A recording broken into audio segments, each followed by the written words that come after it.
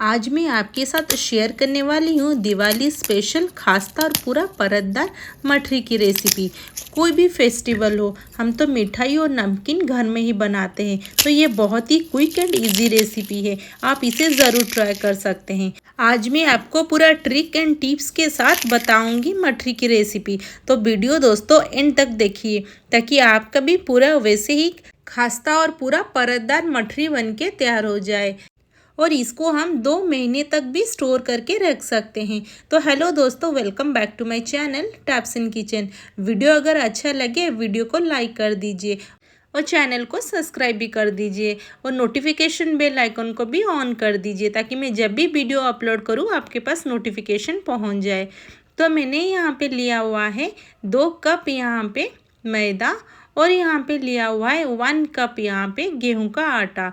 अगर आप यहाँ पे चाहे पूरा मैदे की आप बना सकते हैं, तो मैंने यहाँ पे मैदा के साथ यहाँ पे गेहूं का आटा भी इस्तेमाल किया हुआ है।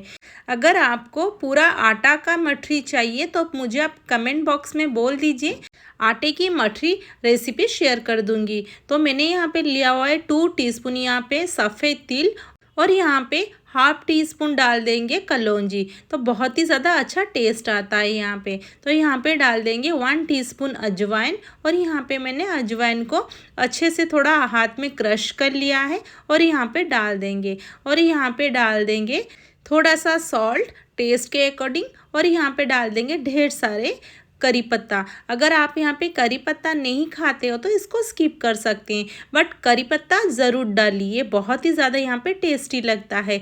और मैं यहाँ पे यूज़ कर रही हूँ 2 चम्मच यहाँ पे ऑयल, और आप चाहो तो यहाँ पे घी का भी इस्तेमाल कर सकते हैं, तो हम घी का इस्तेमाल बाद में करेंगे।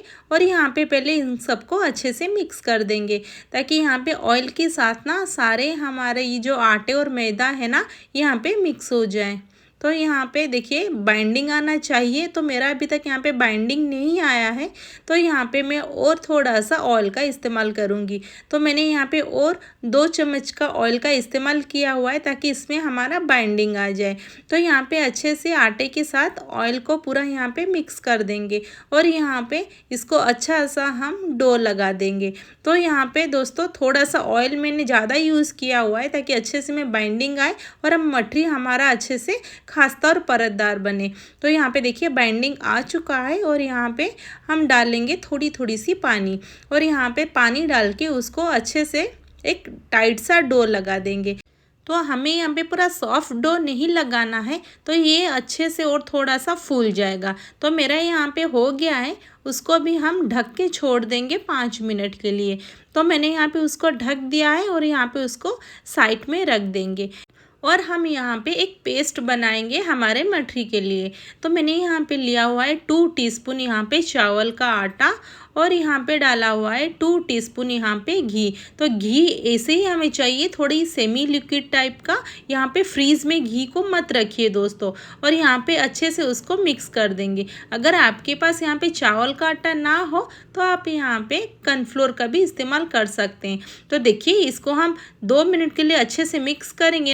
तो यहाँ पे देखिए ऐसी कंसिस्टेंसी आ जाएगी एक पेस्ट के टाइप का। तो यहाँ पे ज़रूर उसको मिक्स करिए दोस्तों, हमें वैसे ही चाहिए, थोड़ी सी यहाँ पे थिक वाला।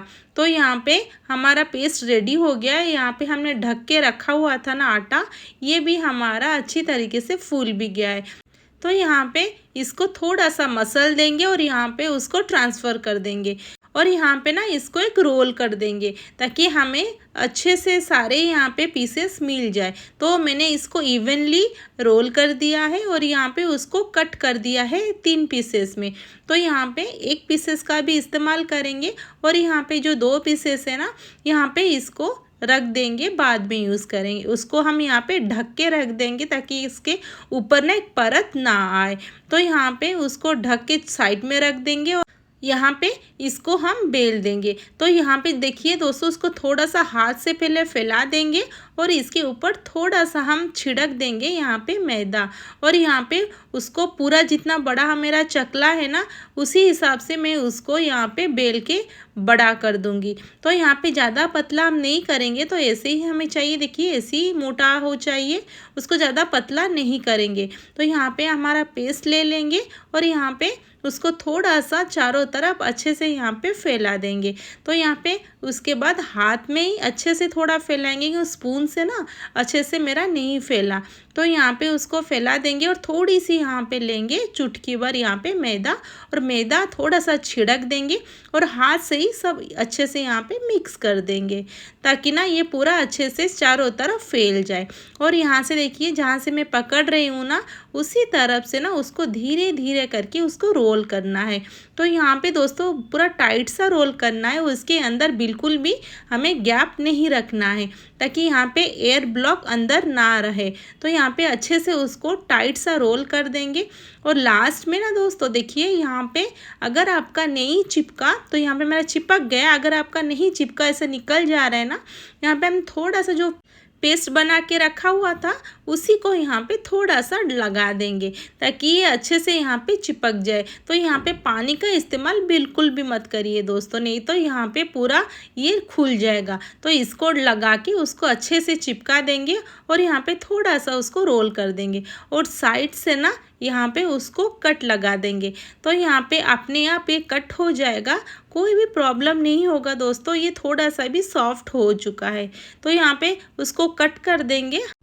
मैं यहाँ पे दिखाती हूँ दोस्तों, इस टाइप का हमारा बन के निकलेगा। और यहाँ पे इसको हम एक सर्कल का शेप दे देंगे। तो यहाँ पे ये थोड़ा सा चिपक गया है ना, कोई बात नहीं, आराम से हम इसको यहाँ पे एक सर्कल का शेप दे सकते हैं। तो यहाँ पे देखिए सारे यहाँ पे बना के मैंने रेडी कर दिया हुआ है। तो यहाँ पे इससे एक ले लेंगे और यहाँ पे इसको थोड़ा सा ना हम उसको बेल देंगे।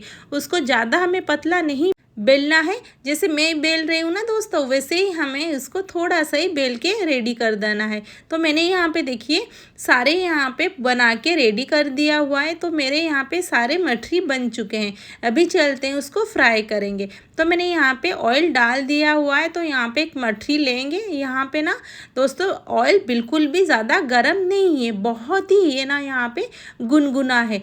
और जैसे ना मैं इसमें डाल रही हूँ ना, या इसमें से थोड़ी थोड़ी सी बबल्स आने स्टार्ट हो गए। तो यहाँ पे बिल्कुल भी ज़्यादा गरम ऑयल नहीं है। तो यहाँ पे देखिए जैसे ये गरम होते जाएगा ना, अपने आप यहाँ पे ऊपर आ जाएगा और अपने आप ना उसके परत यहाँ पे खुलने लग जाएंगे। तो मैं आपको यहाँ पे दिखा रही हूँ दोस्तों, देखिए जैसे जैसे ऑयल गर्म होने लगा है वैसे ही उसे सारे परत यहाँ पे खुलते जा रहे हैं। तो यहाँ पे उसको पलट देंगे और यहाँ पे दोस्तों ध्यान रखिए उसको हम यहाँ पे लो फ्लेम में ही फ्राई करेंगे, बिल्कुल भी हमें इसको मीडियम ना ही हाई फ्लेम करेंगे। तो यहाँ पे लो फ्लेम में ही अच्छे से पूरा कुरकुरा बनेगा और सारे जितने परत हैं ना पूरा हमारे निखर के आएंगे।